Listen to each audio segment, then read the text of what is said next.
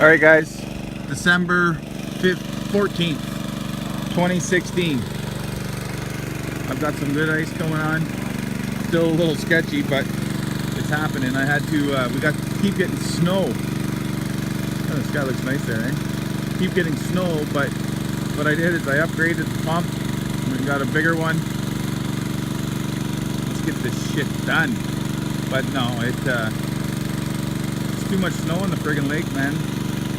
So I'm melting the snow. I got lots of good ice though. I'm out here. It's all frozen. So this will help. I'm trying to get it done before this cold snap we got going on. As much as I can anyway. Alright guys, AceIceHuts.ca, Lake Nespontsing, North Bay.